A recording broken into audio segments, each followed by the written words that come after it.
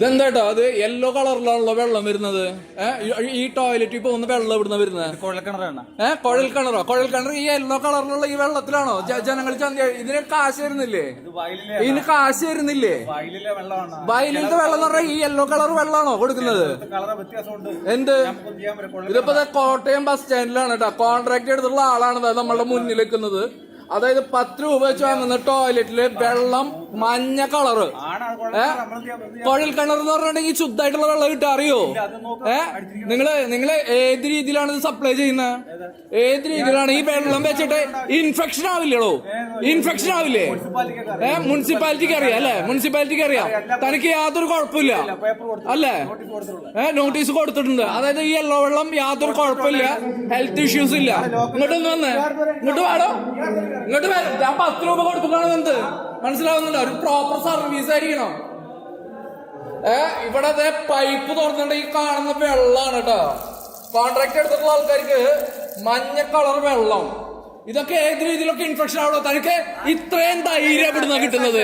തനിക്ക് എവിടുന്ന് ഇത്ര ധൈര്യം കിട്ടുന്നത്? മോശപ്പെട്ട വെള്ളത്തിന് കാര്യം കൊടുത്തിട്ട് കാശ് വാങ്ങിച്ചിട്ട് ഇരിക്കുന്നുണ്ടെങ്കിൽ ഏത് രീതിയിലാണ് നിങ്ങൾ ഇരിക്കുന്നത്?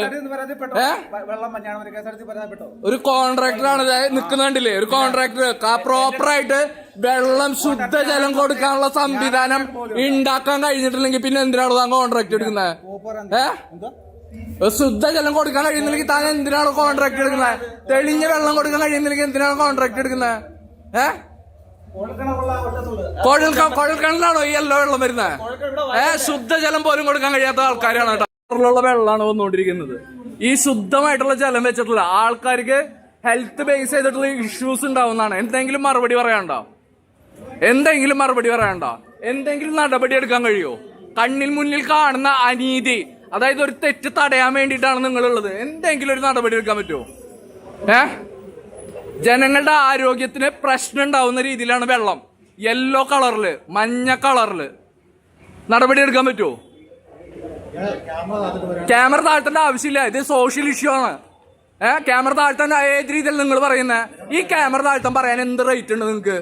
സോഷ്യലായിട്ട് സാമൂഹികമായിട്ടുള്ള ഒരു ഇഷ്യൂ. ജനങ്ങൾ നിരന്തരമായിട്ട് അശുദ്ധമായിട്ടുള്ള ജലം കൊണ്ട് മലം കഴുകുന്ന ഒരു അവസ്ഥ. ഇതിനെ പറ്റിയിട്ട് നിങ്ങൾക്ക് ക്യാമറ താഴ്ത്തണം അല്ലേ? നിങ്ങൾക്ക് സംസാരിക്കാൻ പറ്റണില്ലേ അല്ലേ?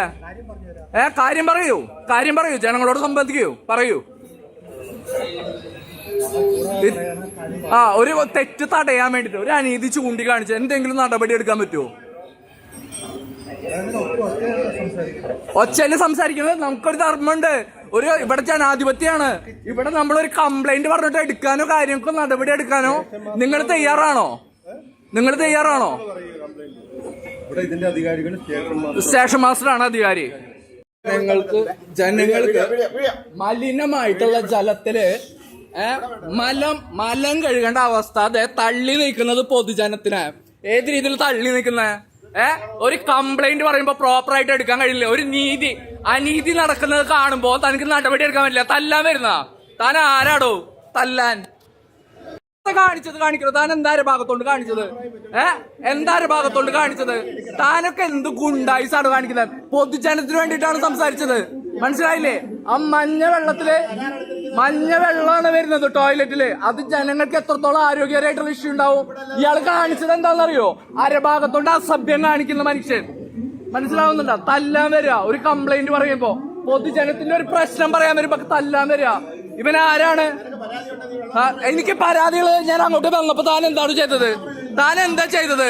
അവിടേക്ക് കംപ്ലൈന്റ് പറയാൻ വന്നപ്പോ താൻ എന്താ ചെയ്തത്? ഒരോഫീസിൽ പരാതി കൊടുക്കാതെ അവിടെ പറഞ്ഞോ ഇവിടെ പറഞ്ഞോ? താൻ പേടിക്കണ്ടോ? തന്നെ പേടിപ്പിക്കാനുള്ള കാര്യങ്ങൾ ഞാൻ ചെയ്തോണ്ട്. മനസ്സിലായില്ലേ? തനിക്കറിയാം നാളത്തെ ദിവസം തനിക്കറിയാം താൻ എന്താ ചെയ്യാൻ പോകുന്നെന്നുള്ളത്. നിങ്ങൾ കണ്ടില്ലേ? നിങ്ങൾ കണ്ട അയാൾ കാണിച്ചു കണ്ട?